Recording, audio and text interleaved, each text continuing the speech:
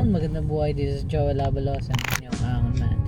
So medyo traffic no, bali galing po tayo ng Manila, pauwi na. Kanina po update lang, galing kami sa school ng Southville 5 sa Timbao. Usap po namin si Principal Dennis Estocado, so dati ko pong teacher, na magkakaroon tayo ng partnership po sa Timbao. Maglalagay din tayo ng clinic natin doon as per namin napag-usapan kanina. So yung mga taga Binyan na malapit dito sa Timbao, abangan nyo po dyan ang ahon, no? Magkakaroon po tayo ng center.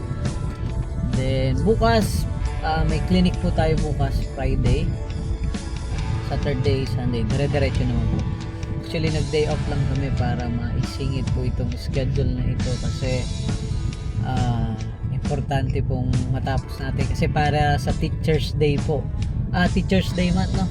Teachers month ngayong month na to, kaya po tatapusin na namin yung schedule para makapagbigay naman tayo sa ating mga hero, sa ating mga guro, no, ng programa. Mabigyan natin silang libreng herbal check, pre-check up, disease prevention analyzer, live blood analysis, at kung ano pa. Pero sabi ko nga kay Sir Dennis, in-explain ko yung advocacy po ng ahon, na kaya ko ng one time lang po yung check-upan.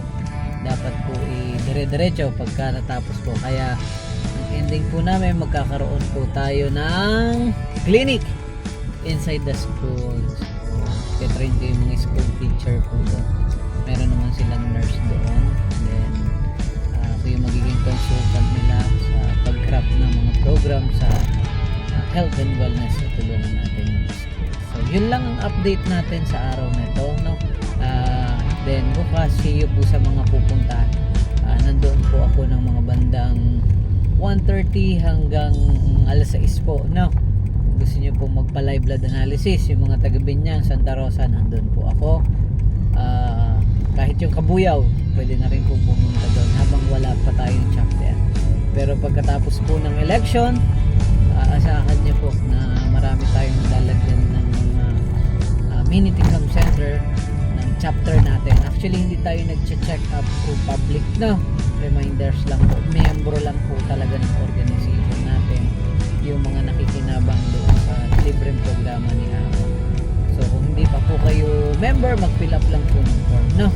Yung form naman po nakukuha sa chapter, o kaya message si Maymay pag wala pa po kayong chapter, then fill up. Pag nakapag-fill up, welcome po sa Ahon. And then yung ID naman po is to follow po, no? Kung mag-request kayo ng ID ng membership ng Ahon. So maraming salamat mga ka-Ahon.